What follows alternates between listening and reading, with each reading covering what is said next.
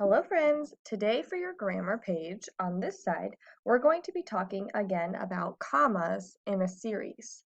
So we've done a little bit with this already. We know that if we have a list of 3 or more words, that we need to use commas to separate. So up here in my box, it says, use commas to separate 3 or more words in a series. Use and or before the last word in a series, such as we studied magnets, gravity, and the wind today. So notice how they have 3 things. They have magnets, gravities, and the wind that they studied.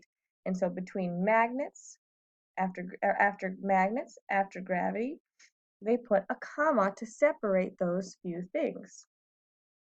So we're going to practice doing that today. We're going to look at the sentences below and we're going to rewrite them using commas. So some commas are already there for you. So if you look at sentence number 1, the girls looked at the moon, stars, and planets. So what 3 things did the girls look at? They looked at the moon, stars, and planets. There's already a comma after moon, but I do need one after stars. So I like to put it in my sentence so that when I rewrite it, I don't forget to add it in. So when I rewrite, the girls looked at the moon, stars, and planets, period. So I've got my comma, one after moon, one after stars. Those are the 3 things that the girls looked at. Number 2 says, through a telescope, you can see Venus, Mars, and Saturn. So you have this comma here that's just giving you a pause, letting you know through a telescope, you can see. What can you see through a telescope? You can see 3 different planets, Venus, Mars, and Saturn. So where do my commas need to go? I need to separate Venus and Mars in my series or my list, and I need one after Mars, in between Mars and to separate Mars from the 3rd thing in my series. So then I just rewrite.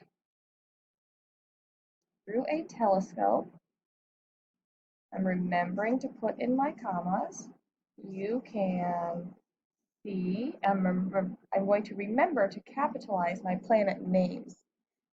Capital V, Venus, comma, Mars, comma, and Saturn, period. Okay, I'm going to read the next 3 sentences to you, and you decide where you should put your commas. Books, DVDs, and the internet have information about the sky. So what 3 things did it say have information about the sky? It listed books, DVDs, and the internet. So think about how you're going to separate those things with a comma. Number 4 says, we watch the sky in the spring, summer, fall, and winter. So here, they've listed 4 things. We watch the sky when?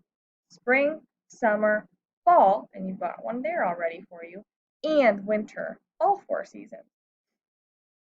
Number 5 says, Jim, Sarah, and Kate are in the Stargazers Club. So think about what 3 people you're talking about. Jim, Sarah, and Katie. So I need a comma to separate their names in my list. So make sure as you have gone along with this, make sure you pause it if you need to so you can write in the commas that you need. Make sure you rewrite the sentences. If you need to rewind it all to re-listen to anything, please do so. On the next side, you're doing something a little different. It says, write the correct form of the present tense verb so that it agrees with the subject.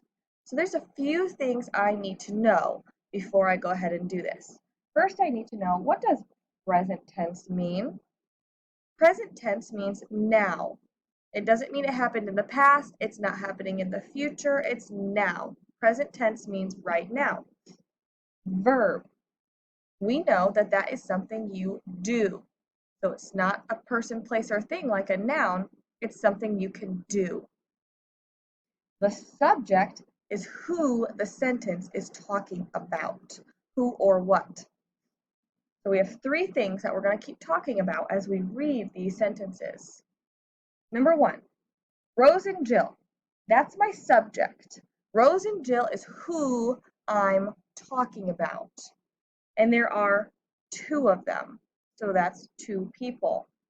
Rose and Jill watch the night sky. I can keep watch. Okay, so I'm going to look at this word and I'm going to think, should I add an S or should I not? Since Rose and Jill is two people, that's plural, more than one.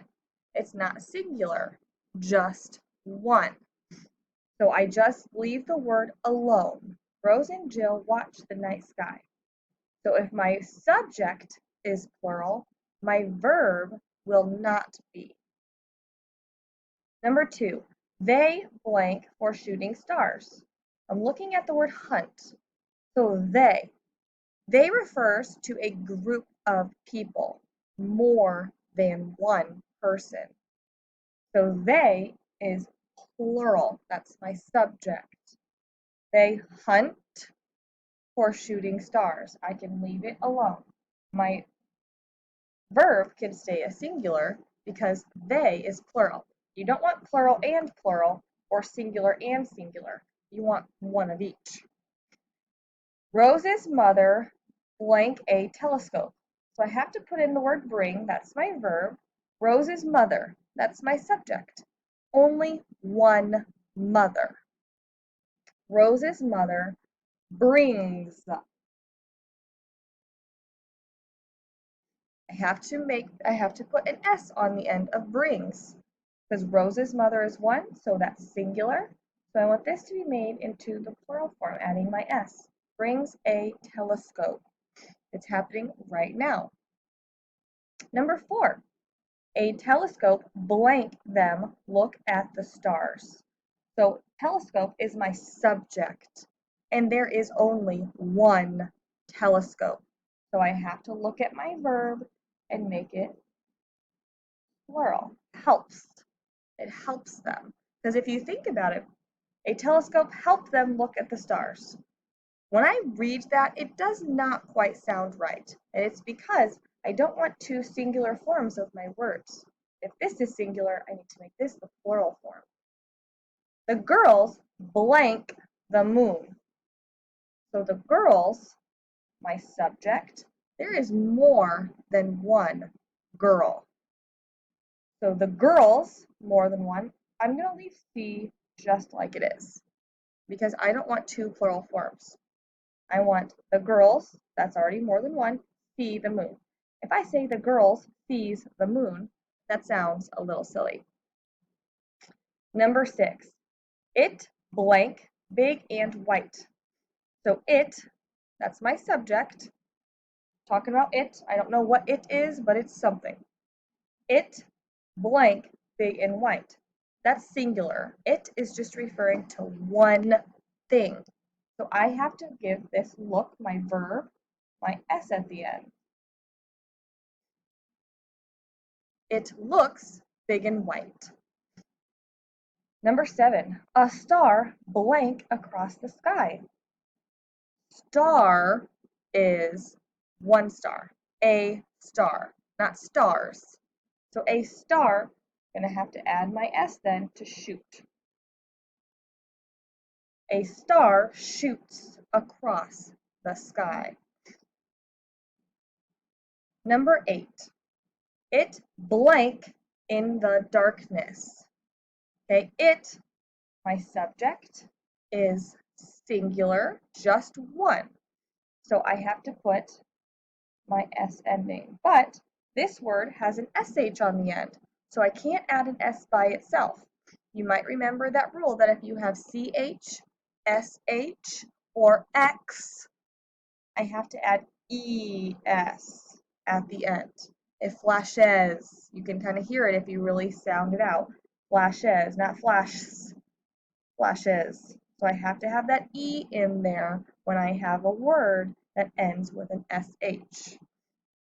So boys and girls, Make sure you have filled this in with me. I wanted to do it with you because this was a pretty challenging idea to get the hang of. And we will be practicing more with this. But this one, I thought it would be best that we do it together. So when you're done, make sure you have both sides completed. Go ahead and turn it in.